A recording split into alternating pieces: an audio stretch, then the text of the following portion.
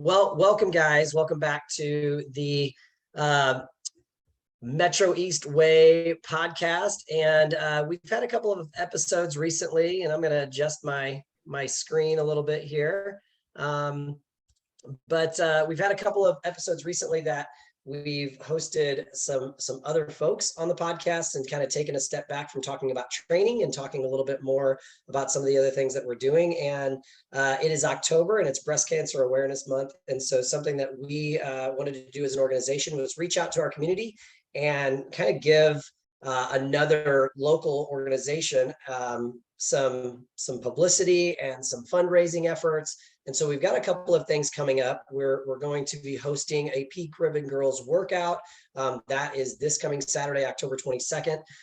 It is a donation-based workout, so you actually get a shirt with that workout. And so we've got some sponsored shirts. Us and Sarah Honda and one of the local Edward Jones reps is also on that shirt. But that's one thing to raise money. But the other thing is just to kind of get some people involved in some exercise as well along the way. All of the proceeds are going back to Pink Ribbon Girls. And so if you have more interest in that, we're going to put some links in the show notes on how to sign up and how to join us. But today I have Cory Smallwood with me, and Cory is from Pink Ribbon Girls. Welcome, Cory. Hi, I'm so happy to be here. Thanks for having me. You're welcome. And we thought it would be great to be able to have you on the podcast today and just to chat a little bit about Pink Ribbon Girls and what your mission is and for the organization and how we can continue to support you. But first, maybe give us a quick introduction of yourself and how you're associated. Sure. I am Cory Smallwood, like you said, and I am the regional director here in the St. Louis region for Pink Ribbon Girls. It has been one of my greatest honors. I was actually the person to help start Pink Ribbon Girls in St. Louis, and it's been 4 years. We just celebrated our 4th birthday. So our mission.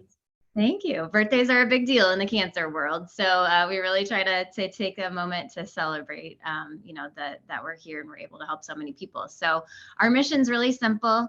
We provide meals, rides to treatment, house cleaning, and peer support to anyone, regardless of income, battling breast or gynecological cancer. And we serve a 40-mile radius in the St. Louis region, and that includes Missouri and, of course, Illinois, too.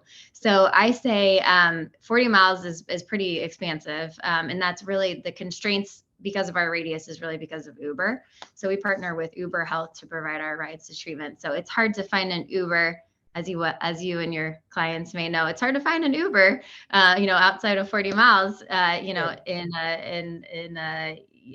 guess it'd be Western Illinois, east of St. Louis.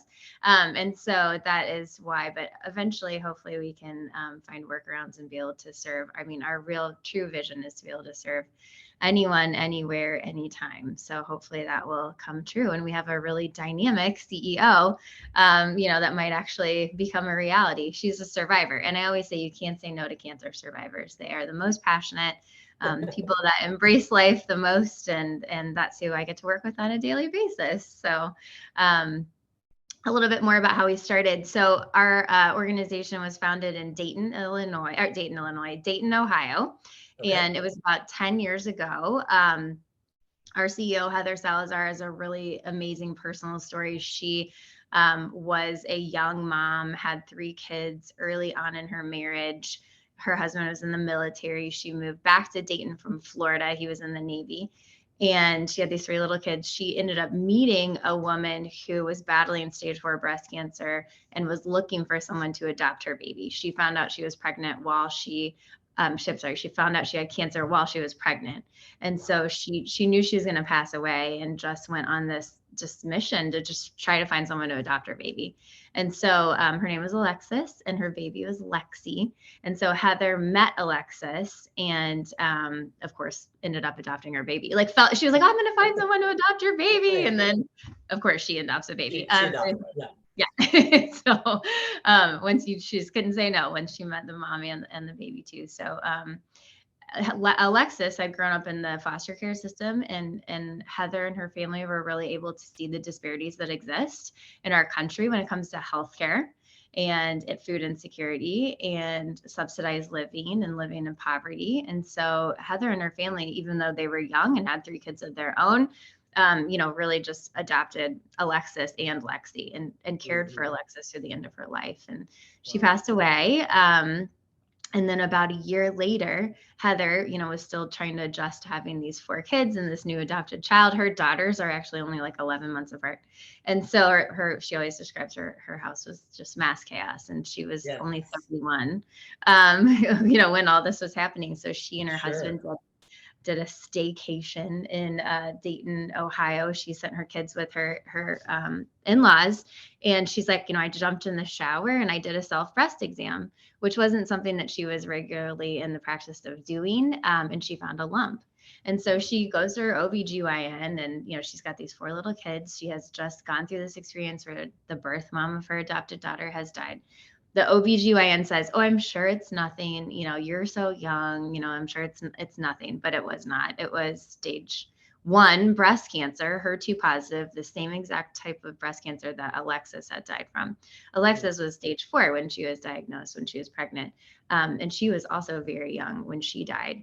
And so Heather had an amazing support system. She had friends and family in her church and you name it. People were there to clean her house, and people were there to bring her meals. And so she took her experience, and she went through a year of chemo, and now she's 17 years cancer free. So that is the best part of the story, is that she was able to get an experimental drug and was able to beat cancer. Not everyone is so lucky. She had health insurance. She had the ability to drive to and from. She lived in Dayton. She got treated at Ohio State University in Columbus. Was able to get back and forth to that hospital and get what the treatment that she needed. Would come home to a clean house because her friends would come over and clean her house for her.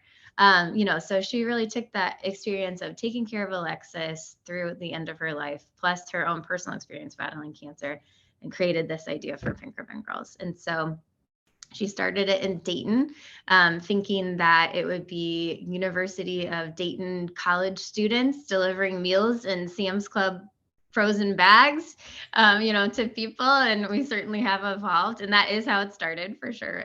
But we have greatly evolved. And so last year, just in the St. Louis region alone, we served over 36,000 meals to families battling breast and gynecological cancer. We also gave over 3,500 rides to treatment, to and from treatment. Alexis, when she was going through treatment at the beginning, she took the bus to and from treatment. There are people in St. Louis that still take the bus to and from chemo, and which is just, it's not safe. I mean, it's especially with the pandemic, and it's not the road to recovery that we hope that everyone would be able to have equally. Hospitals by law are not allowed to provide transportation because it's seen as an incentive. So Pink Ribbon Girls really, helps that disparity in our community directly. And then we also, in the pandemic, we pivoted to providing house cleaning kits instead of house cleaning. We used to do a light house cleaning from third-party vendors. And we actually worked with an amazing vendor in the Metro East, but we had a lot of challenges finding house cleaning vendors. And then some house cleaning vendors didn't want to go into the zip codes of the folks that we were serving, understandably. And so we pivoted to provide this house cleaning kit, which, we all know is no replacement for someone coming in and cleaning Someone your house. actually coming in.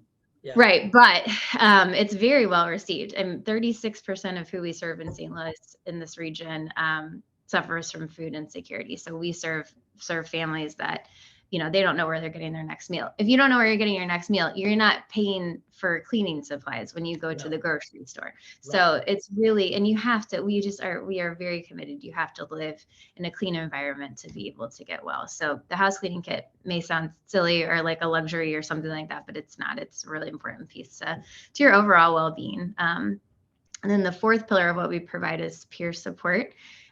Which there's a lot of great organizations and hospitals that provide peer support in the St. Louis region. We do fun peer support. So, like we do painting parties and walks in the park and movie nights and things like that, just to be able to. We have a huge survivor celebration, which was last year at Ballpark Village. We had 400 survivors and caregivers that came, and it was a super inspirational day. So that's the 4 pillars of what we provide: meals, rides to treatment, house cleaning, peer support are what we do here in the St. Louis region. So we started in Dayton. We quickly started, she expanded to doing Cincinnati and then Columbus, Dayton. And then Heather ended up meeting a breast radiologist from St. Louis, Dr. Kate Appleton, who was working at Siteman. And so, Heather was like, Kate said, there's just really nothing like Pink Ribbon Girls in St. Louis. There's pieces of it, but there's not, our clients can pick up the phone and they can call us and we can book them a ride. We can get them meals. We can, get them house cleaning supplies, and then also find them a friend or a mentor to talk them through, this really challenging time. So, Kate and her friends got together and created a advisory board. And so that was in 2017 in the fall. And then we served our first family on October 8th, just 4 years ago, 2018 here in St. Louis. So, and then we started with 4 families, and I delivered the meals in Sam's Club bags here in St. Louis. And so then, we evolved to having volunteers that were delivering meals, plus then our volume got so high. So we started serving 4 families, then it was 8 families, then it was 12 families, then it was, 20 families, and it got really logistically, hard to manage. And so we were working with an amazing caterer. Schnucks Markets donated all the food that we've used in our meals, which was amazing. And we have some great community partners. They're still one of our community partners. We have since shifted in the pandemic to working with a meal provider, Freshly. And so those meals are, the packaging is like so expensive, plus the UPS, plus the cost of the food. And we are really committed to providing high quality food. Like I always say, it's not a lean cuisine. Not that there's anything wrong with lean cuisines, but you know what I mean? Like it's like fresh produce and, chef crafted meals. So anyway, so that's kind of where we are in St. Louis. It's been, like I said, 4 years. Last year, we served over 1,100 women and their family members. We serve the whole family. So we never want a mom to have to choose, am I going to eat this meal or am I going to give it to my child? So when we send meals, if you have a family of 5, we send a box of 15 meals. It's 3 healthy meals for the week. And then rides to and from treatment, which is really the cornerstone of what we were founded on, plus the house cleaning supplies and that peer support piece, which is so important. So well, I'm really glad that you shared how many families that you guys have served this last year, because that was a number one question I had, was just how many families are you doing this for? 1,100. Wow. I mean, that's amazing. I know, and we all know somebody that has cancer, right? And Absolutely. So breast cancer is the number 1 cancer that affects women. I'm sorry, it's in the top 3. Lung cancer is above breast cancer, but it's 1 in 8 women that it affects. And then gynecological cancer is one of the. So gynecological cancer, there's 5 of them: ovarian, cervical, endometrial, uterine. And so those cancers are really they're hard. The signs and symptoms are hard to detect. The signs and symptoms are things like bloating and, ordinary symptoms that, women have on a daily basis and don't really notice. And so those cancers are often more progressed by the time people get diagnosed with them. So by the time you figure out you have a tumor in your uterus, it could have, you're stage 3 or stage 4. So those cancers are just really hard to fight. And so Pink Ribbon Girls, and there's not a lot of resources for women with gynecological cancer. There's not a lot of resources for a lot of cancers, which is terribly sad. Not real direct resources, which is what we provide. We always say, Pink Ribbon Girls, we don't just talk about cancer, we take on cancer. Because, research is incredibly important, but there are people that are battling this disease every day and trying to juggle their kids and their spouses and work and try to maintain health insurance, and so many issues that we feel like it's just an easy fix. How easy is it for someone, like, why wouldn't you want to provide a meal for someone that's battling cancer or help get them to treatment by providing a ride? So what we do is very tangible. We're super committed to providing as much resources as we could in this concentrated area that we could secure funding for, quite frankly. And so we, love the fact that we do serve families in Illinois. About 10% of who we serve is in Illinois, but speaking of the future, it's part of our strategic plan, which is why we're so excited that you all reached out to us to expand more into Illinois. Because our greatest fear is, since we are new, we've only been in the St. Louis region for 4 years. Our greatest fear is that someone needs us and doesn't know about us. Doesn't know about So, you. Right. right. And that's what we always talk about, the PRG family. So anyone that comes to the event on Saturday is now part of the PRG family. Anyone who listens to this podcast is now part of the PRG family. It is your responsibility. When you hear if someone's been diagnosed with breast or gynecological cancer, you have to look up Pink Ribbon Girls, because we would be honored to serve them. So yeah, that's so important. And just, you're right, like that. I'm sure that there are people out there that have no idea that there's even this resource. Better yet, I guess, how do you find there's difficulty to get people to take the services you guys provide, it just from maybe a pride perspective, or like, oh, I don't think I need that? And how do you break through that with folks? yeah, that's such an insightful question. Yes, so 99% of who we serve are women, since we serve breast and gynecological cancer. We have served 2 men. Men can get breast cancer. Yeah. We serve 2 men in the St. Louis region. But it's hard to ask for help. And especially if you're the woman and you're the mom, you're in charge of dinner, and traditionally we are the people that take care of our families and handle all the things like transportation and getting people to and from. And of course there are amazing caregivers out there that do that piece. But for Pink Ribbon Girls, we have a amazing program team. I mean, and every nonprofit says that, but ours truly is incredible. And so what happens is that we try to work mostly with hospitals to get referrals. So Okay. because we, like, to your point, we put a billboard. There's a billboard in East St. Louis right now that says Pink Ribbon Girls, free meals, free rides to treatment, free house cleaning. But I always say, unless you're really proactive for yourself, or if you have great needs, or you have a really proactive child, like a son or a daughter, that's like, I'm going to get my mom as much help as possible. Right. Yeah. You're not going to call. You do think, oh, I'm going to save that for someone else, or I don't need that. And oftentimes, we say it's always like the second or the third chemo, someone will call and say, wow, I can't do this. Like, I know about you guys, and I need help. Like, I can't manage everything I have to manage. So once you call the 1-800 number at Pink Ribbon Girls, we try to make it as easy as possible to sign up. You can go on our website and click Get Support, or we have a 1-800 number that you can call. You will talk to someone in Dayton, is where we have our phone program support team. And it's all survivors that work there. Wow. Or mothers or survivors. So they'll be the first person to say, like, I've been there. Like, and we have a lot of people that were our former clients too, that are on the phone. Like, we've all been there.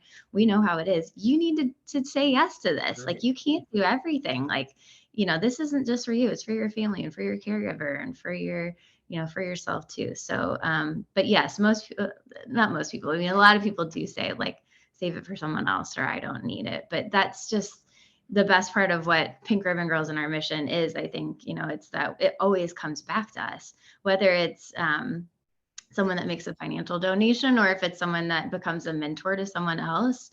There's no downside. It sounds crazy. Like, we offer these free services to anyone, regardless of income, but it just works. Like, people just, it's just a beautiful full circle thing. It's like you with Millie. I said, how'd you hear about, as I always ask the same question, how'd you hear about Pink Ribbon Girls? She said, oh, well, I know somebody that benefited from your services. That's awesome. That's exactly that's Pink Ribbon Girls. I mean, it is absolutely full circle. Like, and of course you trust and you want to help out the people that are there for you when you needed it the most. And cancer is something, like, you don't know about resources until you need them. It's not, you don't necessarily know about an organization like Pink Ribbon Girls until you need it. And so that's why we try to make it as easy as possible to get services as quickly as possible too. That's very cool. So you kind of started to talk a little bit about obviously financial support, things like that. How can people in the community truly support your organization outside of obviously financial donations are always beneficial, but it sounds to me like you guys really are an organization that, as you mentioned, providing funds for research, providing funds for things, that is one way that we can serve, but you're very much in the trenches. Like, you need feet on the ground. And so how do people support the organization outside of just financial, input? Lots and lots and lots of ways. Like you said, we have definitely have a myriad of opportunities. So our program itself, people often will call and say, like, I want to drive someone to treatment, which is not, unfortunately, how it works. So we do partner we do partner with Uber Health to provide that layer of professionalism plus, accountability. We don't want, for as great as volunteers are, things come up and it's not your job. And, like, we can't leave our clients, Yeah. uh, out on a limb. So we do work with Uber Health and Lyft as well for Okay. for rides. And then for meals, people will say too, like, oh, I'd love to make meals, for your clients. But, often obviously there's a safety component there too. So we do work with Freshly for meals.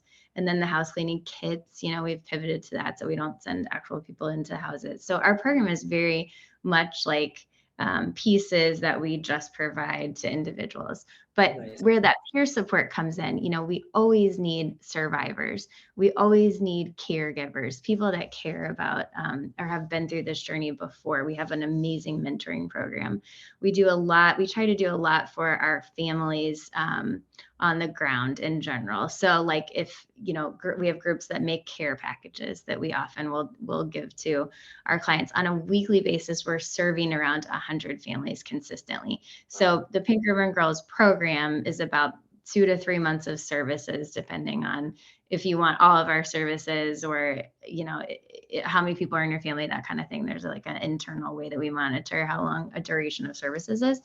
But for our stage 4 families, we could be serving them for a year, or two, because their needs are so much greater. So, we do holiday adoptions for our stage 4 families that have kids. We do, there's lots of different ways that you can give back and support our families on a daily basis. And it's easy to sign up for volunteer opportunities. We have just a button on our website. You just click it. There's a form you fill out, and then it will go right into our database. But there's also, I don't want to downplay the fact that supporting things like going to your CrossFit event, that is, $35. I think it's $35. Is it $35? Yeah. 35, yeah.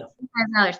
That is 3 meals right there, $10 a meal. Okay. So, I mean, that is such, and you get a t-shirt, that's, and it's got our name on it. And then, someone will ask you about Pink Ribbon Girls and you can refer them to it. I mean, it's just, the ambassador piece is such a huge piece. Just being aware of what our mission is and recommending it to other people. That's a simple way that you can volunteer to help Pink Ribbon Girls.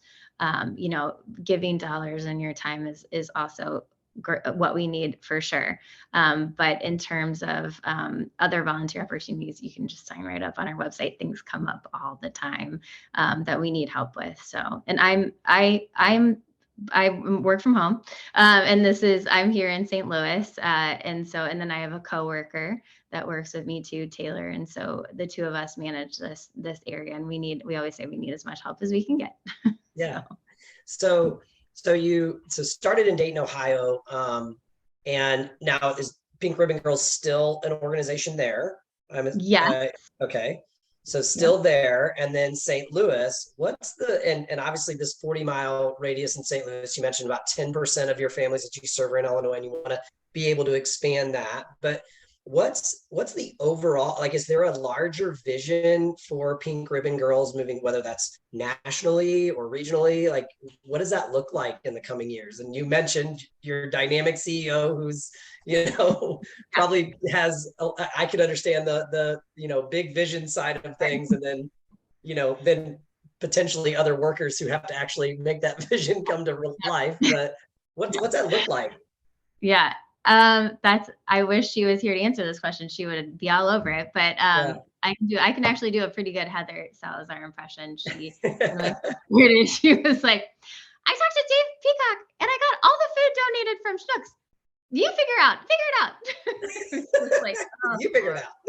Yes, you figure out how to get the food from Schnucks to the caterer to make the meals to go to our clients. I mean, it's just Yep, you God got to bless. handle the logistics of that. Yeah. I'm like, she's the pitcher, I'm the catcher in this region. But so yeah, so we, in terms of our program, is really in such a great place now. So it has evolved, and really we've refined it. So and it's funny to like reflect on it. But so like in Dayton, she gets the Pink Ribbon Girls staffs gets minivans donated from car dealerships, and then Wow. they're branded with the pink ribbon, and then we hire drivers to drive people to and from treatment.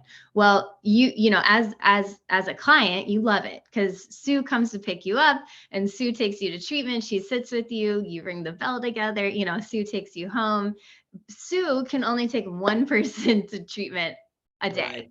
And so it was just that model is not sustainable. Sure. When you go into a bigger market, I always say it with Uber, we can take 9 people at 9 a.m. to 9 different places. Mhm. And so, scalability wise, we can For do sure. pink ribbon Girls anywhere. I mean, anywhere there's Uber, anywhere you can ship UPS freshly, anywhere you can ship these house cleaning, kits, like we could be. And then peer support, we do virtual and in person. The virtual is actually really robust and fun. And we have, I was just thinking, we have like a Facebook group called they call it the Get Moving Challenge, where they do exercise together and, that kind of thing. And so, it's really scalable.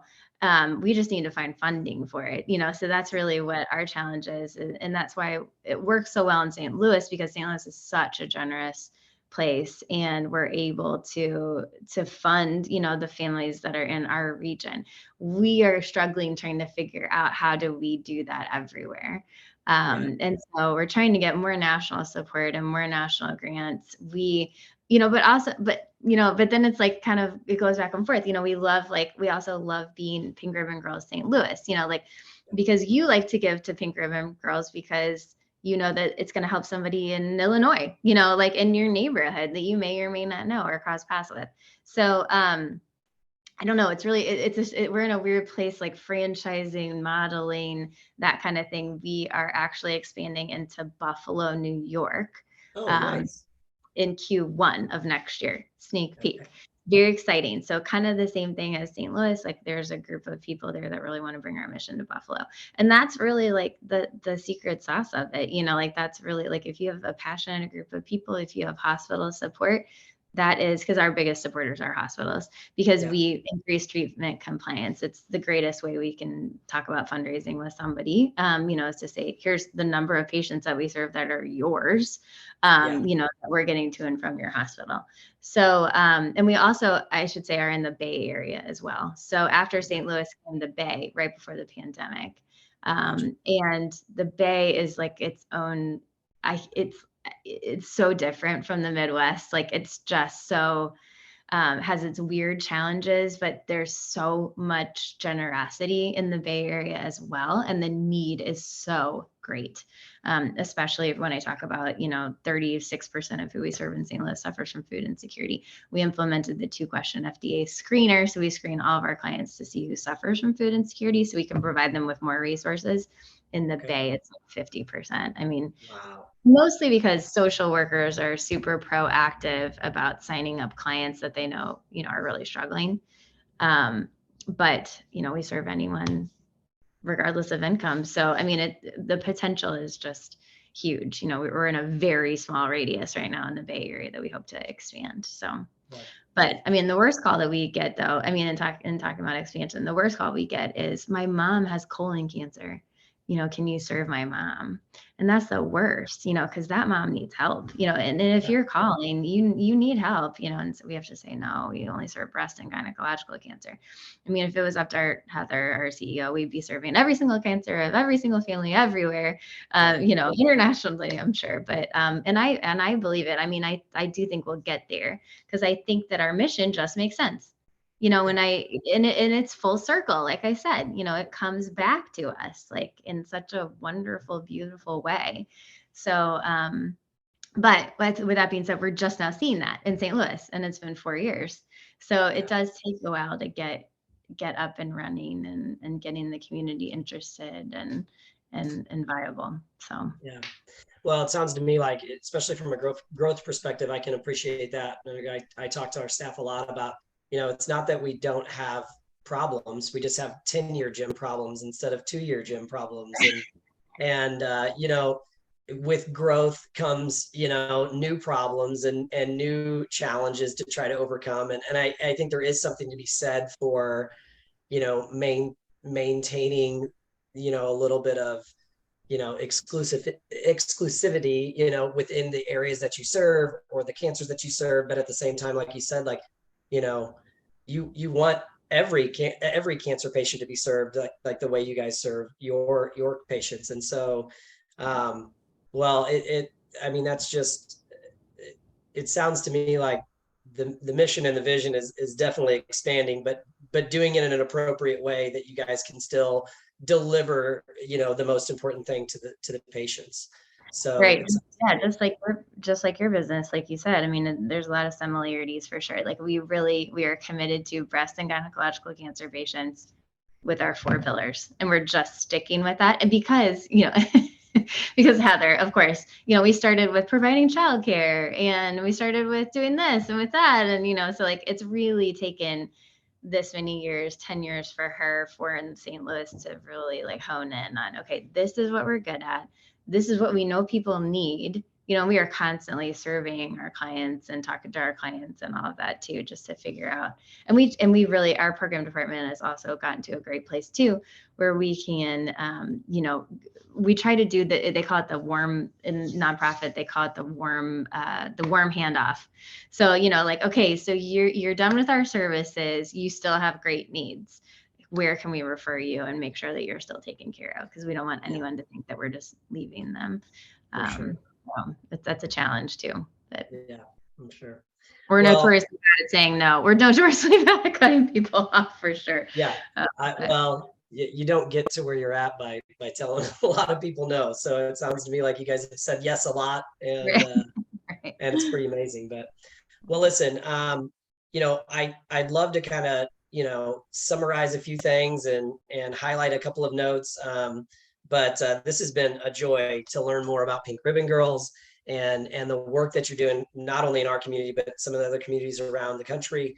But one of the things that we're going to make sure that we do is, obviously we have our event coming up to support you guys. And, we're going to make sure that we get that, we've been broadcasting this for, probably 3 or 4 weeks now, but we're going to continue to do so there. It's $35. You get to come, you get to do a workout. Yes, it is a workout, but it is completely adjustable and scalable to your fitness level. So beginners can come, more advanced individuals. You can do it with a partner. You get a t-shirt, and all of the funds go back to Pink Ribbon Girls. And you mentioned that's 3 meals, right? The $35 will cover 3 meals for someone. So, Okay. so that's kind of giving you some tactile numbers to what that looks like from a donation perspective. Additionally, if you just want to get a shirt, you can also just get a shirt for $25. We have those available as well. And then financial support, can they go right onto your website and support financially? Yes, yeah, it's there's a really big button that says donate that people can find easily, I'm sure. And I'm Right next sure to the volunteer button. Yes. now, do they have an option to be able to donate on a recurring basis, on a monthly basis, and that as well? They do. Yes, Okay, absolutely. And the funds can be you can designate the funds right to the St. Louis region as well. perfect. That's awesome. And that's one thing that, we wanted to make sure that we were supporting a local organization that was impacting our community. One of our missions is, to make a larger impact in our community at large, and not only on our current clients that we work with, but the ripple effect that creates. And so we were adamant that we wanted to be able to work with an organization that is making an impact within our communities, right next door. And so that was important to us. The other thing too is there's a volunteer button on your website as well, so they can sign up to be a volunteer for just the events and opportunities to volunteer. Correct? Definitely. Yeah, absolutely. Okay, Yep. so awesome. So if PinkRibbonGirls.org. Yep. It's really easy. pinkribbongirls.org. Okay, Yep.